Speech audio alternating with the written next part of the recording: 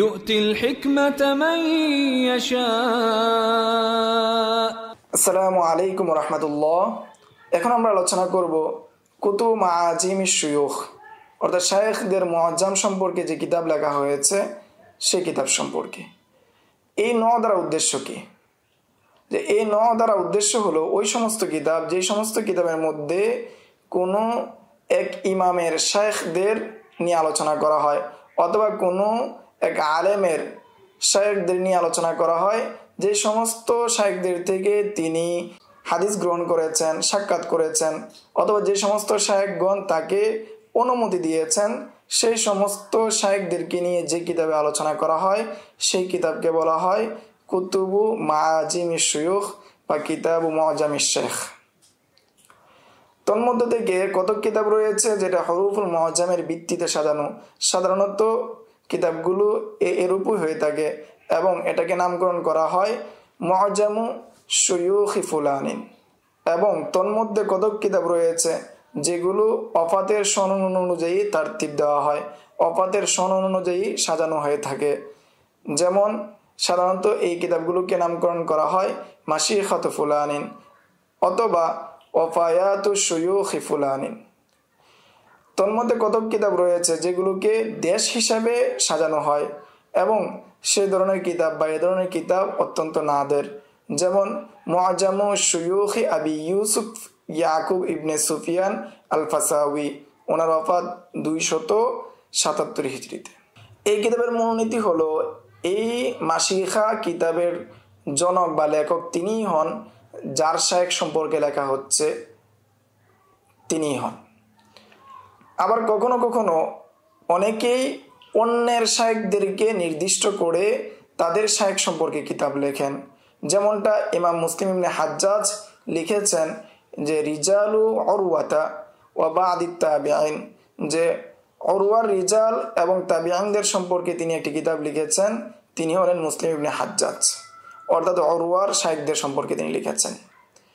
এমনিভাবে আবু আহমদ ইবনে আদি, ওনার ওফাত 365 হিজরিতে, তিনি লিখেছেন আসমাউ শুয়ুখিল বুখারী ফি সহিহি, যে ইমাম বুখারী তার সহিহর মধ্যে যে সমস্ত শায়েখদেরকে উল্লেখ করেছেন তাদের নাম নিয়ে কিতাব লিখেছেন আবু আহমদ ইবনে আদি।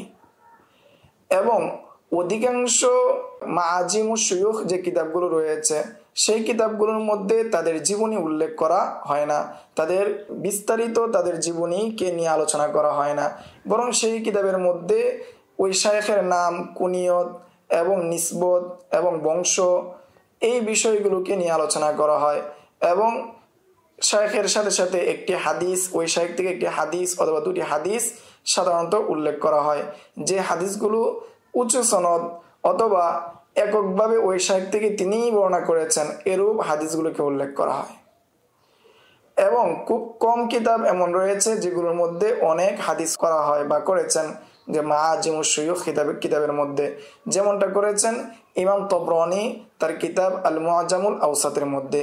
কেননা তিনি তার আল মুআজ্জামুল আওসাতের মধ্যে তিনি অনেক হাদিস নিয়ে এসেছেন প্রত্যেক শায়েখের ক্ষেত্রে, আবার কতক শায়েখের ক্ষেত্রে কমও নিয়ে এসেছেন।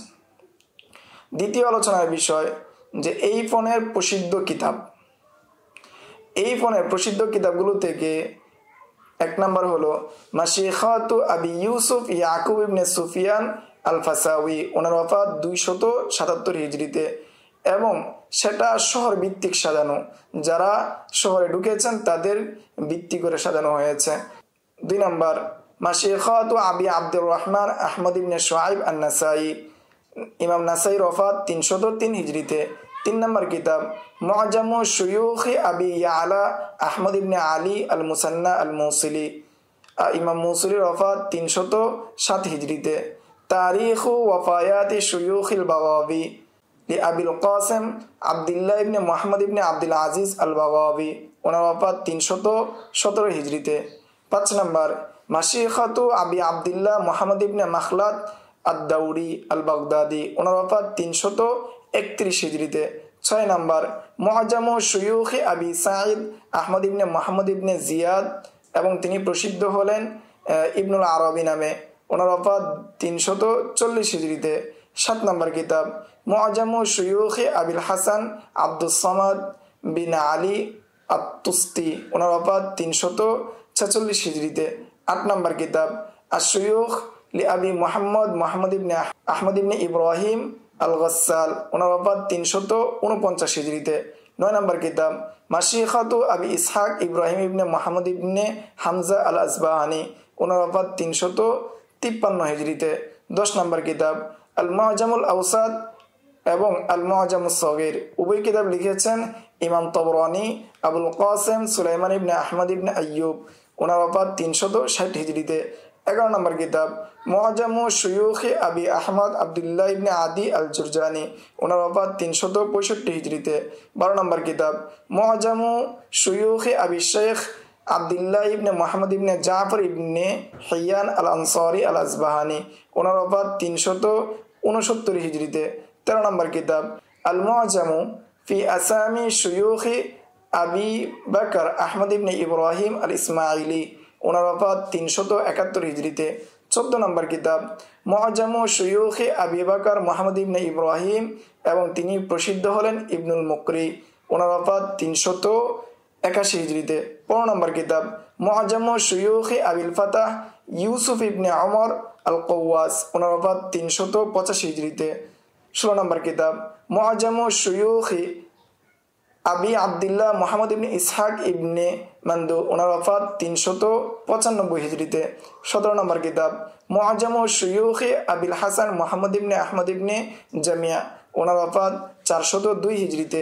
18 নম্বর কিতাব মুআজামু শুয়ুখ আবি আব্দুল্লাহ মুহাম্মদ ইবনে আব্দুল্লাহ আল হাকিম আন-নাইসাবুরি, ওনার ওফাত 405 হিজরিতে।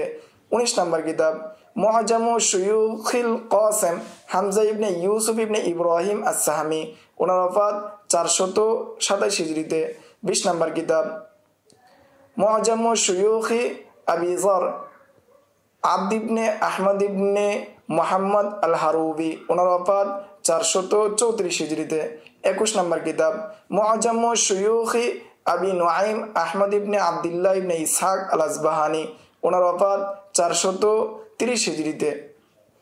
এই ছিল মাআজিমুশ শুয়ুখ কিতাব সম্পর্কে সংক্ষিপ্ত আলোচনা।